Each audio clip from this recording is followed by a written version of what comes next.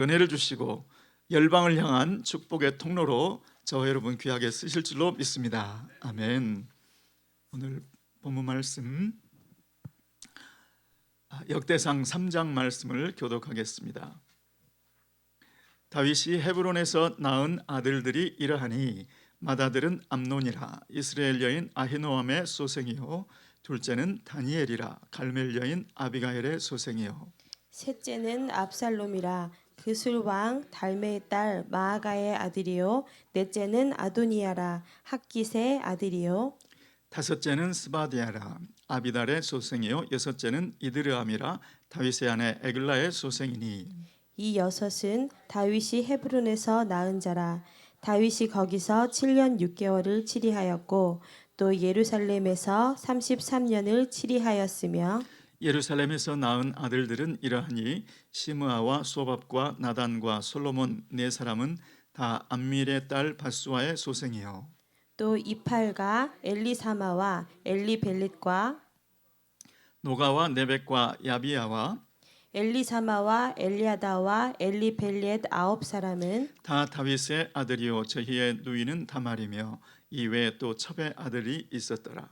솔로몬의 아들은 르호보암이요 그 아들은 아비야요 그 아들은 아사요 그 아들은 여호사밧이요 그 아들은 요람이요 그 아들은 아하시야요 그 아들은 요아스요 그 아들은 아마샤요 그 아들은 아샤랴요 그 아들은 요담이요 그 아들은 아하스요 그 아들은 히스기야요 그 아들은 므낫세요 그 아들은 아몬이요 그 아들은 요시야며 요시야의 아들들은 맏아들 요하난과 둘째 여호야김과 셋째 시드기야와 넷째 살룸이요 여호야김의 아들들은 그 아들 여고냐 그 아들 시드기야요 사로잡혀 간 여고냐의 아들들은 그 아들 스알디엘과 말기람과 브다야와 세낫살과 여가메와 호사마와 느다비아요 브다야의 아들들은 스룹바벨과 시므이요 스룹바벨의 아들은 무술람과 하나냐와 그 매제 슬로믹과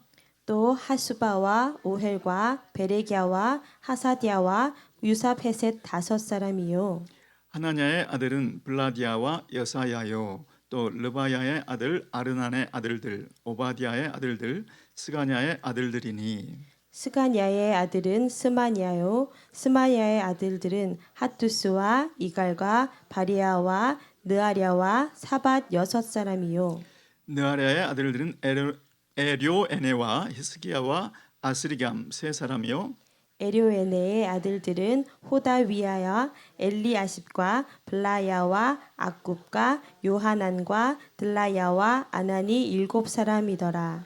아멘 아멘. 저는 오늘 끊어질 듯 이어지는 언약의 계보라는 제목으로 은혜를 나누고자 합니다.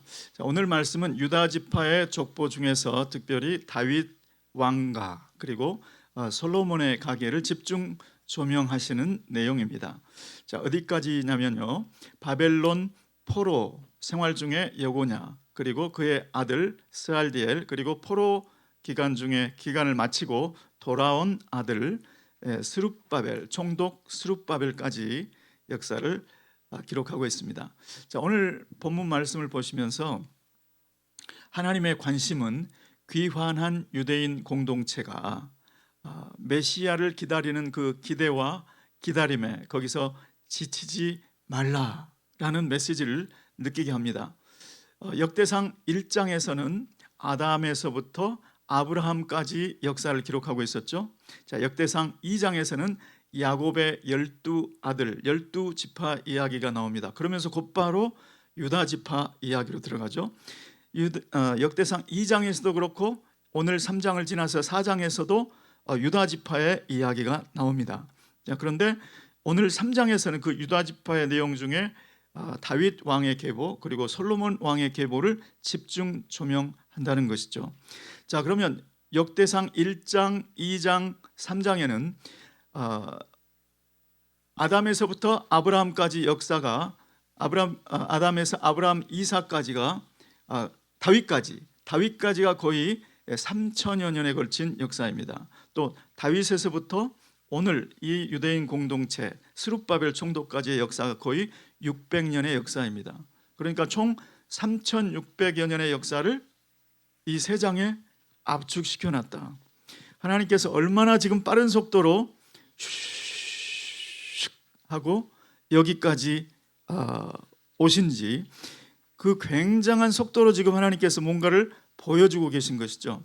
여러분, 길을 찾는데, 길 찾기를 할 때, 미로를 찾을 때 두 가지 방법이 있죠. 하나는 breadth, 옆으로, 이 길 저 길을 옆으로 많이 찾아보면서 진행하는 방법이 있고, 하나는 depth first, 깊숙이로 전진하는 쪽으로 깊이 나가는 이런 방법이 있습니다. 그런데 지금 하나님께서 지금 보여주시는 방법은 뭔가를 찾는다면 그냥 곧바로 직진해서 아담에서부터 아브라함, 다윗, 그리고 다윗의 후손 스룹바벨 총독까지 그냥 냅다 직진하고 있는 속도감을 지금 보여주고 계시는 것이죠. 이 지파 저 지파, 이 지파에 있나 보자 없구나, 저 지파에 있나 보자 없구나, 그렇게 해서 쭉 찾아서 스룹바벨까지 온 게 아니고 그냥 12지파 하더니 유다 지파 하더니 다윗 왕과 솔로몬 그리고 스룹바벨까지 그냥 내리꽂듯이 이런 속도감 있게 지금 주님께서 지금 쓰고 계신 겁니다. 이것은 무슨 뜻일까요? 지금 포로 생활에서, 바벨론 포로에서 돌아온 그 유대인 공동체, 페르시아 제국으로부터 돌아온 유대인 공동체, 그래서 예배는 드리고 있는데, 스룹바벨 성전에서 다시 재건한 성전에서 예배는 드리고 있는데 하나님께서 약속하신 메시아는 언제 오는 거지? 왜 이렇게 더딘 거지? 스룹바벨 총독이 메시아인가? 스룹바벨 총독이 메시아라고 하기에는 너무나 작잖아. 그리고 우리나라도 아니고 페르시아의 총독으로, 지금 우리는 석국이잖아, 약소 민족이잖아. 저 사람은 아닌데 그러면 메시아는 도대체 언제 오는가?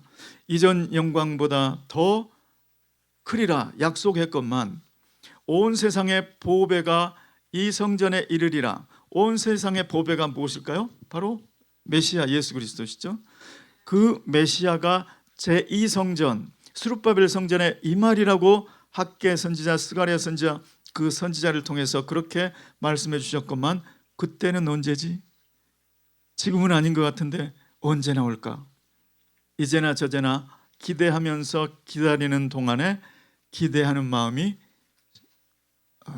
점점 사그러지는 것이죠. 그럴 때 하나님께서 지금 이 역사를 보여주시면서 너희들이 생각하는 것처럼, 너희가 생각할 때는 더디어 보이겠지만 나는 지금 언약대로 속도감 있게 인도하고 있다, 이런 것을 보여주시는 것이죠. 자, 저와 여러분도 이제 예수 그리스도께서 재림하신다는 약속이 우리에게는 있는데 그때가 언제일까? 언제 세계 선교는 다 마쳐지는 걸까? 나는 그 세계 선교 그리고 그 주님의 재림에 나의 삶의 의미는 무엇인가? 나는 거기에 어떻게 쓰임 받고 있는가? 나는 어떤 삶을 살아야 될 것인가? 너무나 스케일이 크기 때문에 우리는 기다림이 약해질 수 있다는 것이죠. 하나님의 스케일이 너무 크기 때문에, 눈에 확 들어오지 않기 때문에. 그렇지만 하나님의 언약의 계보는 지금도 하나님께서 지정하신 속도로 앞으로를 향해서 전진하고 있는 줄로 믿습니다. 아멘. 오늘 그 주님의 언약이 완성되고 주 예수 그리스도의 재림이 오기까지 지치지 마시고 기대하시고, 하나님, 제가 그 주님의 재림의 역사에, 구속사의 완성에 쓰임받게 해주시옵소서. 오늘 저의 직장에서, 내 사업에서, 비즈니스에서 주님의 그 구속사가 완성되는 그 일을 위하여 저를 축복의 통로로 삼아 주시옵소서. 다시 한번 주님을 기다리는, 주님을 기대하는 그 마음이 불릴 듯 일어나는 이 아침이 되기를 예수 그리스도의 이름으로 축원합니다. 자, 오늘 이 족보에 보시면 첫 번째로 들어오는 인물이 바로 다윗입니다. 여러분, 가장 압축된 커뮤니케이션, 서로 대화를 하는데 가장 압축된 대화가 무엇일까요? 그것은 설명문이 아니고 시죠, 시. 네. 사랑하는 사람과 손을 잡고 나, 너, 우리. 그러면 마음에서 마음으로 나, 너, 우리. 그리고 상대방의 이름만 딱 불러도, 이름만 불러도 그 마음이 전달되죠. 그것처럼 족보를 읽는 실력은 무엇인가? 역대상의 그 지루해 보이는 그 족보를 읽는 실력은 무엇인가? 이름들을 읽으면서 마음에 감동이 되어지는가? 그 이름에 담긴 하나님의 심정이 전달이 되어 오는가? 그것이 족보를 읽는 실력입니다. 하나님께서는 이 족보에 우리는 잘 알지 못하는 이름들이 많이 나와 있는 것처럼 보이지만 하나님께는 그 모든 이름들이 다 의미가 있죠. 자, 우리에게는 몇몇 이름들이 부각되어 다가오지만 하나님께서는 모든 이름들이 다 의미가 있다. 그 중에서 우리에게도 너희가 이 족보의 의미를 깨닫기를 원한다. 이렇게 보여 깨닫게 해주시기 위해서 하나님은 족보에 유명한 사람들의 이름을 넣어두시고 우리로 하여금 느끼게 하시는 것이죠. 그러면 다윗의 이름을 통해서는 하나님의 언약에 대한 하나님의 그 심정을 어떤 심정을 느끼기를 원하시는 걸까요? 다윗은 하나님께 사무엘하 7장에 보시면 이미 언약을 받았습니다. 다윗 언약이라고 하죠. 다윗 너의 후손을 통해서 나의 언약을 이루리라. 나의 그 언약을 이루기까지 내 은혜가 끊어지지 아니할 것이다. 이렇게 하나님께서 언약을 해주셨습니다. 자, 그런데 다윗을 한번 보자고요. 다윗은 그 언약을 받고 왕으로서 가는 곳마다 승승장구했었죠. 자, 그런데 왕이 되기까지의 과정을 한번 생각해 보시기 바랍니다. 다윗은 하나님께서 다윗을 보니 그 마음에 합하였더라. 그래서 다윗을 택하셨지만 다윗은 사울에 의해서 사울의 정예군대 3,000명이 약 10여 년에 걸쳐서 추적했죠. 제거하려고. 그렇게 이 세상 세력은 하나님께서 택하신 자 그를 죽이려고 한두 사람도 아니고 10명, 100명의 암살조도 아니고 3,000명의 정예 군대를 파병하지만 하나님께서 선택한 그 다윗을 결코 잡을 수 없었죠. 그것을 하나님께서 이렇게 기록하고 있습니다. 다윗이 지혜롭게 잘 피해서가 아니고 이는 하나님께서 다윗을 저의 손에 내어주지 아니함이셨더라. 하나님께서 택한 사람을 하나님의 손으로 하나님께서 지키셨기 때문에 사울이 제거할 수 없었다. 이렇게 기록이 되어 있습니다. 이렇게 하나님의 택한 사람 다윗, 그 사람은 하나님께서 붙드시고 인도하셨기 때문에 그 정예 군대를 따돌릴 수 있었다. 그런데 다윗에게 진짜 위협은 외부의 정예병이 아니었습니다. 다윗에게 진짜 위협은 내부의 자아에 있었죠. 왕이 되었고 예루살렘에서 통일 왕국 이스라엘의 왕이 되었지만 어느 날 우리아의 아내 밧세바가 목욕하는 것을 보고 거기에 마음이 팔려서 그만 간음죄를 범하죠. 그리고 그 남편 충신 우리아를 적의 손에 붙여서 죽게 만드는 살인교사죄를 함께 저지르고 말죠. 이것은 율법에 의하면 반드시 죽을 죄인 거죠. 사울의 손에서는 피했지만 다윗 자기의 내부의 적, 자기의 자아, 그것 때문에 다윗은 죽을 운명에 처한 거죠. 이것은 이제 하나님께서 택했지만 하나님의 긍휼이 아니라면 다윗은 이때 죽을 수밖에 없었습니다. 하나님의 율법에 하면 마땅히 죽어야 될 사람이었죠. 그런데 하나님께서 나단 선지자를 통해서 용서하셨다고, 징계가 따르겠지만 용서를 하셨다고 그 다윗의 택한 다윗을 하나님께서 그 언약을 지키기 위해서 용서하시고 그 다윗에게 후손을 주는 모습을 볼 수가 있습니다. 이때가 하나님의 언약, 메시아 계보의 그 언약이 끊어져 버릴 것 같은 한 고비였죠. 그런데 하나님의 긍휼로 겨우겨우 그 고비를 지나간 것을 볼 수가 있습니다. 또 그 아들 솔로몬은 어떻습니까? 솔로몬은 역시 마찬가지로 내부의 적 때문에 무너져 버린 케이스죠. 그가 택한 많은 왕비들, 후궁들이 그들이 시집 올 때 그들의 신을 가져왔다. 그래서 솔로몬이 젊었을 때는 솔로몬의 말을 따라서 여호와 신앙을 그 유다 전체가 지킬 수가 있었지만, 그렇지만 솔로몬의 노년에 그 여인들이 솔로몬의 마음을 미혹해 했다. 그래서 그들을 위한 신당을 지어주고 그들이 우상을 섬길 수 있도록 길을 열어준 거죠. 그 바람에 이스라엘 전체가 우상 숭배에 빠져버린 것을 볼 수가 있습니다. 사실 이것도 다윗의 아들 솔로몬 다윗의 당대에도 고비가 있었고 바로 다음을 이은 솔로몬 때에도 큰 고비가 있었던 것을 이스라엘 백성들은 다 알고 있는 것이죠.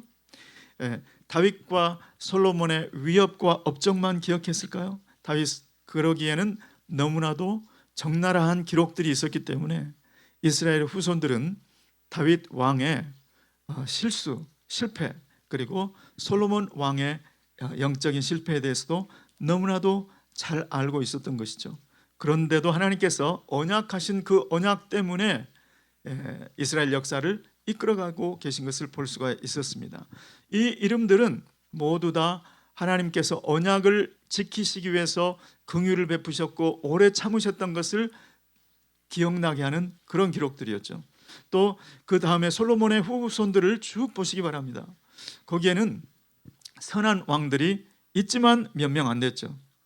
대부분은 우상 숭배에 빠져버린 그러한 왕들이었던 것을 볼 수가 있습니다. 55년 동안을 치리했던 므낫세는 55년 동안을 여호와의 성전을 완전히 우상 숭배의 장소로 바꿔버린 그런 왕이었지 않습니까? 그러함에도 불구하고 하나님께서 왕조를 이어가는 모습. 또 히스기야는 어땠습니까? 히스기야는 왕위를 이을 아들이 없었죠. 왕위를 이을 아들이 없었는데 하나님께서 15년 생명을 연장시켜주는 바람에 므낫세라는 아들을 낳을 수가 있었다. 이 모든 것들이 다 하나님께서 얼마나 언약을 지키기 위해서, 언약의 등불을 끄지 않기 위해서 함께 하시고 오래 참으시고 인도하시는지를 느끼게 해주는 그러한 부분이라는 거죠. 자, 그러다가 이제 여호야긴 왕 때 바벨론으로 포로로 끌려갔다. 이제는 하나님의 등불이 꺼지는 것 아닌가 그랬는데, 그 여고냐가 바벨론에 포로로 끌려가서도 거기에서 스알디엘 아들을 낳고 부다야라는 아들을 낳고, 그리고 부다야는 스룹바벨을 낳고, 이렇게 그 스룹바벨이 귀환 공동체의 총독으로 섬기는 그러한 역사가 이어지고 있습니다. 자, 그런데 여기서도 또 하나님의 언약이 이어질 건가 조마조마한 장면이 나오죠. 바로 스알디엘의 아들이 없었다는 거예요. 여고냐의 아들들 17절, 18절, 19절 그쪽 말씀을 읽어보면 여고냐의 아들은 스알디엘인데 스알디엘의 아들이 나오지 않는 거예요. 스알디엘의 여고냐의 아들 중에 스알디엘이 있고 그 다음에 부다야도 있고, 스알디엘은 아들이 없고 부다야의 아들 스룹바벨이 스알디엘의 아들로 기록이 되고 있다. 마태복음에도 1장에 스알디엘은 스룹바벨을 낳고 이렇게 기록이 되어 있죠. 이것은 어떻게 된 것일까요?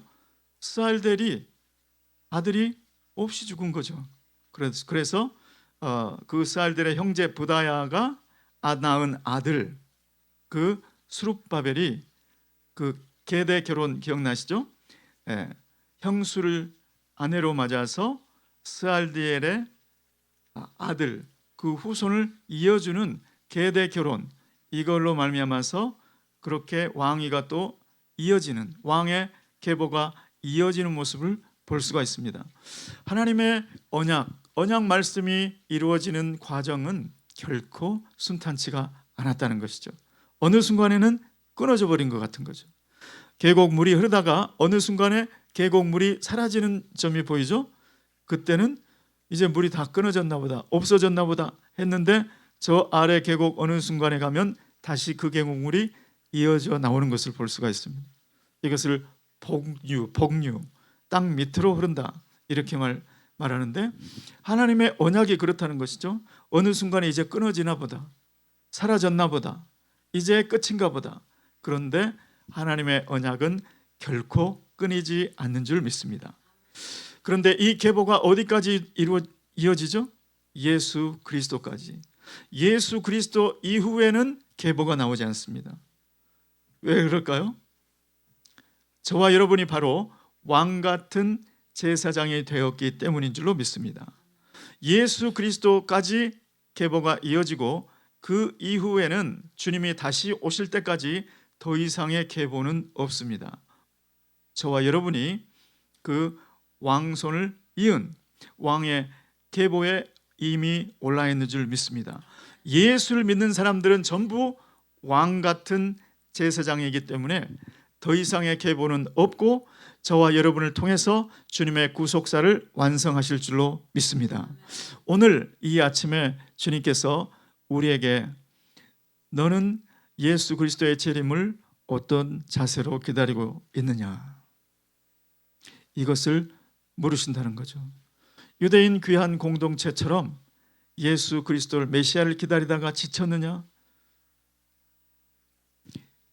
저와 여러분은 오늘 이 아침에 주님께서 이렇게 속도감 있게 보여주신 이유, 그것은 주님의 언약의 그 성취는 사라진 것도 아니고 끊어진 것도 아니고 우리 눈에 어떻게 보이든지 상관이 없이 유유히 도도히 흐르고 있다는 것을 보여주시고, 이제 예수 그리스도에 오신 이후에는 예수 그리스도의 재림을 기다리는 그 상황 가운데서는 저와 여러분 한 사람 한 사람을 주님께서 제사장으로 왕으로 세우시고 예수 그리스도의 이름으로 그 축복을 그 생명을 그 십자가의 도를 전달하는 전파자가 되라는 뜻인 줄로 믿습니다. 오늘 이 아침에 그 마음으로, 하나님의 마음으로 충만해지는 아침이 되기를 소원합니다. 나는 예수 그리스도의 재림 구속사의 완성을 위하여 하나님께 택함을 받은 왕 같은 제사장이다. 이 신분을 다시 한번 기억하시는 아침이 되기를 소원합니다. 그래서 주님 앞에 우리는 담대히 구해야 되는 것이죠. 하나님, 주님의 축복의 통로가 되기 위하여 하나님 저에게 이 땅에서 허락하신 영적인 축복, 또 이 땅의 물질의 축복, 주님의 복을 받아서 주님께서 주시는 그것으로 영혼들을 섬기게 도와 주시옵소서. 주님의 나라를 위해서 쓰임받게 도와 주시옵소서. 주님의 십자가의 복음의 전달자가 되게 도와 주시옵소서. 우리 가정에서, 우리 또 직장에서, 사업에서 그러한 축복의 전달자로 쓰임받게 되시기를 예수 그리스도의 이름으로 축원합니다. 기도하겠습니다. 고마우신 주님, 오늘 또 주님의 언약이 어떻게 이어지고 있는지, 어떻게 이루어지고 있는지를 주님 다윗을 통하여, 솔로몬을 통하여, 다윗과 솔로몬의 후에 그 후손들의 삶을 통하여 끊어질 듯 이어지는 주님의 언약의 계보를 통하여 주님 보고 배웁니다. 하나님 아버지, 이제 예수 그리스도께서 오신 후에는 우리가 예수 믿는 모든 예배자들이 주님 예수 그리스도의 그 왕통을 이어받아 주님 왕 같은 제사장으로 주님 땅끝까지 주님을 알지 못하는 그 영혼들에게 주님의 통치를, 주님의 생명을 전달하는 도구가 되라고 부르심인 줄로 믿사오니 주님 이 새벽에 우리 마음 가운데 주님 예수 그리스도를 기다리는 마음, 예수 그리스도를 기다리며 주님의 축복의 통로가 되리라 결단하는 마음을 주시옵소서. 예수 그리스도의 이름으로 기도드리옵나이다. 아멘. 다 함께